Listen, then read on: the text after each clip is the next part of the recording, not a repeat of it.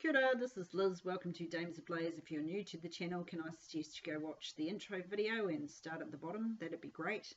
If you are not new to the channel, you know what's going on, so grab your Bible, and while grabbing your Bible, I will remind you, if you haven't already, to subscribe. And at the end of the video, if you give me a like and a share and a comment, those kind of things help share it around. Today we are looking at John chapter 7 verses 44 to 51, and I'll read them to you now. Now some of them wanted to take him, but no one laid hands on him.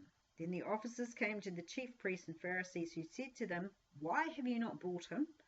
And the officers answered, "No man ever spoke like this man." And then the Pharisees answered them, "Are you also deceived? Have any of the rulers of the Pharisees believed in him? But this crowd that does not know the law is accursed." Nicodemus, he who came to Jesus by night, being one of them, said to them, "Does our law judge a man before it hears him and knows what he is doing?" Good old Nicodemus. So some of them wanted to take him, but no one laid hands on him. Ah, yes, once again, Jesus is Teflon. But who is the some? Is it the people themselves? Is it the officers from the Sanhedrin who were sent out in verse 32? Are they still hanging around? Are they the ones who said, "Will the Christ come out of Galilee?" There is this distinct possibility, but John doesn't specify who the some of them actually are. It's a generic term, similar to our common one of they. They seem to want to do all sorts of dodgy things, but no one has a clear idea of who they are. The upshot is we don't know who the some are. If we link it to the previous verses, it could be the ones who saw him as Messiah and once again wanted to make him king. Could be the ones from the Sanhedrin who wanted to arrest him. It could be any of them, really, and we probably shouldn't focus too hard on working out who, because ultimately, as much as they wanted to or desired to, they can't, right? God has tied their hands. Some of the ones who desired to take him are, of course, the officers. That much we do know because that's actually what they were sent to do. The word officers means servant or attendant, and it comes from a combo of words meaning under and the other for row. So you put them together and you get the rower on a lower deck of a boat. So they're underlings, right? Not necessarily armed underlings, not necessarily paid soldier type underlings, just underlings. Anyway, these officers are from the Sanhedrin. In verse 32, as I said, they were sent down from the bigwigs with the instructions to take him, but they have returned empty-handed, and so they get a fairly curt response. "Why have you not brought him?" Pause here and consider something. They were meant to go get Jesus and bring him before the council, which means the council is sitting on a high holy day. That's a pretty big law they're breaking there. Funny how they were constantly on his case for breaking the Sabbath while they blithely go along breaking whatever law is convenient to them or inconvenient to them.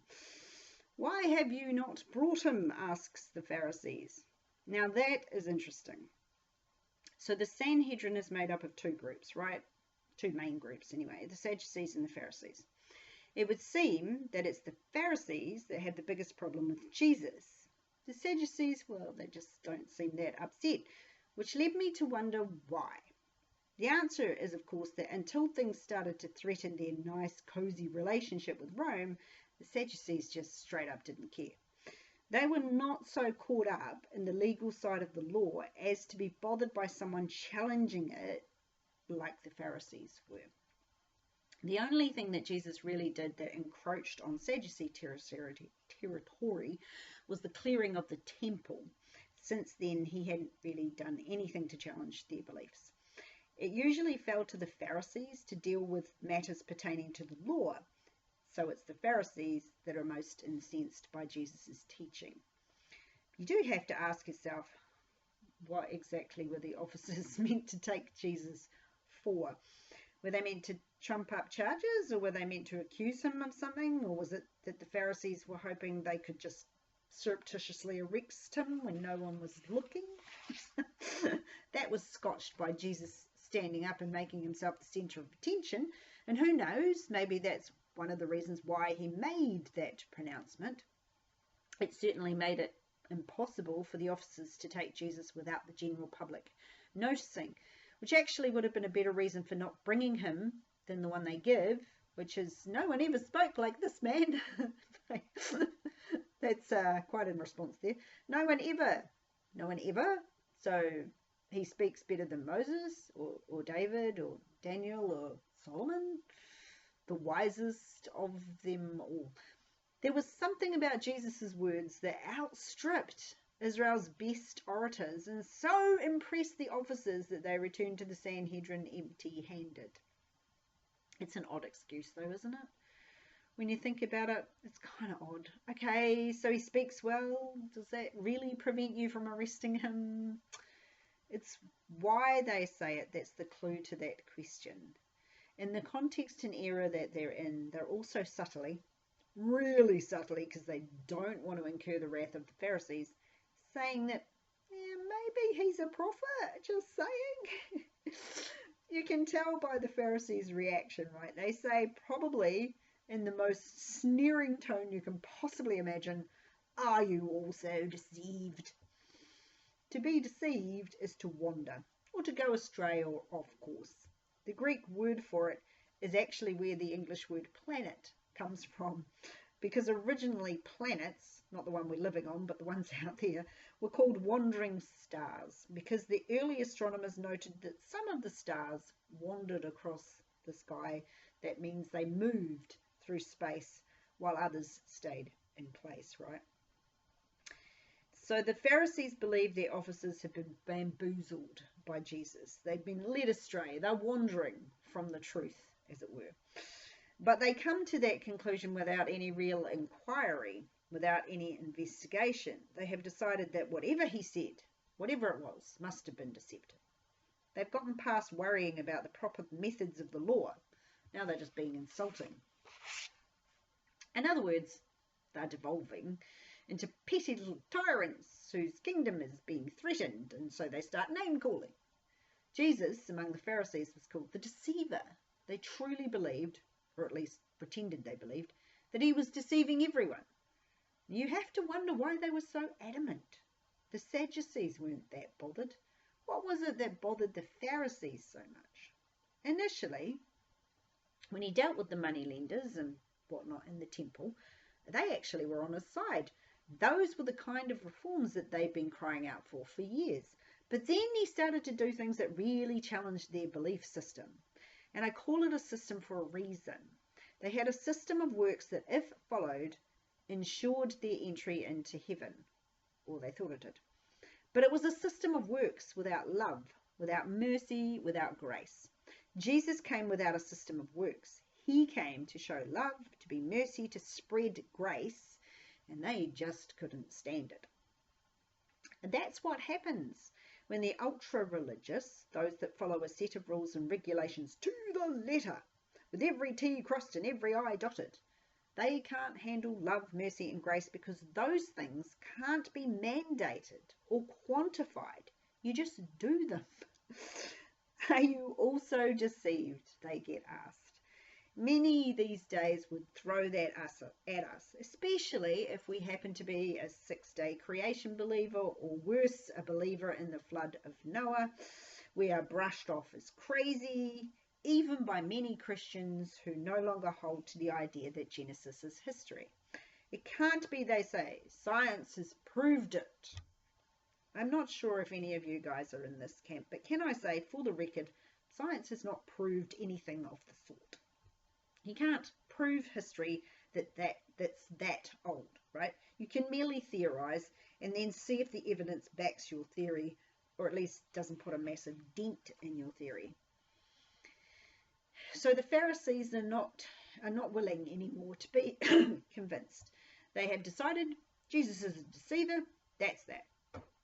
These underlings that they sent off to arrest him, what right do they have to have any opinion whatsoever? They are idiots, fools, believing in a fallacy. These guys are the ones who keep the excesses of the nation in check, and they've done a fairly good job of keeping everyone tithing on their mint and their cumin and washing their hands constantly, but they have forgotten the true point of their scriptures. They haven't been looking for the one that the scriptures foretold. They have been looking for the one they thought the scriptures foretold, the one they wanted it to foretell. There is an underlying message in the behaviour of these men that we would do well to take note of. Don't get so caught up in your traditions that you forget their traditions. If something you do on a regular basis is not actually mandated by God, then it is a tradition, and you shouldn't hang on to it as if it is a dictate from God. The Pharisees carry on. Are you also deceived? Have any of the rulers or the Pharisees believed in him? Rhetorical question meant to be answered with a no, though I'm not sure it's true. Certainly it looks like Nicodemus is kind of on the fence, possibly even on the other side of the fence, but it's too wise to say so. The bitterness and resentment is overblown, I think. If Jesus were actually a deceiver, they would have just arrested him and have done with it. The fact that they're still unable to do that should have told them something. Every other upstart that had turned up has been able to be dealt with, and their followers have faded away. This one is different. He hasn't gathered the elites around him. He's gathered the mixed masses, the multitudes of poor widows and orphans. It's not the kind of following that's designed to impress. They're not the kind of followers that most would want back in the day, and yet they are strong in numbers, and therein lies the biggest problem they face, right? The people love him, and the people are strong, not in weapons or power, but in numbers. Have any of you watched A Bug's Life? It's an old Pixar movie about a colony of ants that are being bullied by a bunch of grasshoppers. After much stress and strain, near the end of the movie, one of the ants finally realizes that the grasshoppers are actually outnumbered, which is when the tide turns. The Pharisees are outnumbered, and they don't want to lose the one card they hold in the officials' game. They don't have the ear of the Roman elite, like the Sadducees do. They don't have the control of the scrolls, like the scribes do. They don't control the temple, even. What the Pharisees have, or had, is the heart of the people. And maybe that's really what's at the core of their animosity toward Jesus. He's taken the one card that they held. And so they come out fighting, scrapping, not with proof that he is a deceiver, but with insults and put-downs, because they have no cards left.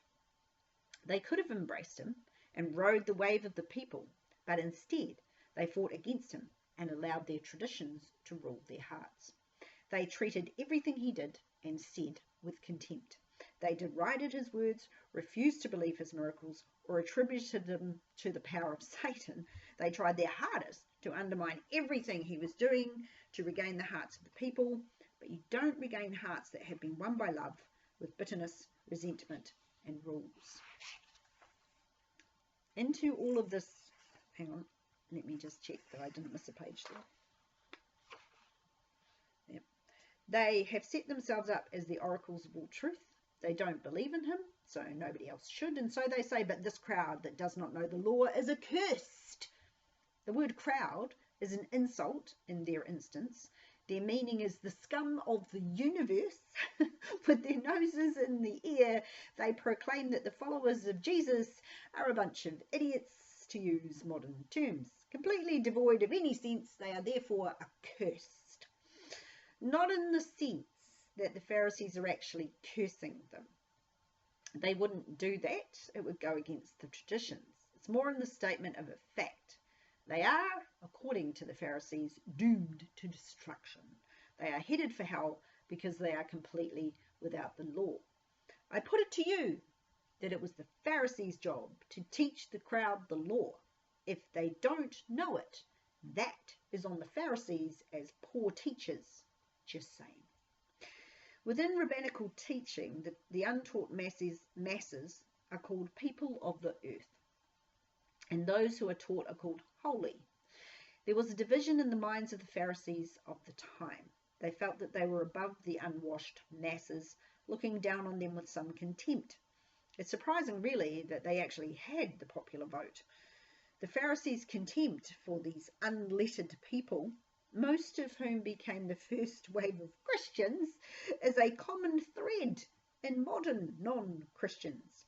We are considered idiotic for believing in talking donkeys and snakes, or we get lumped into the flat earthers groups.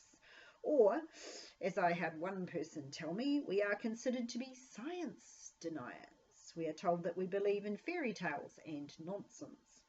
Mind you, many of the people making that claim base it on what others have said, not because they know what they're talking about.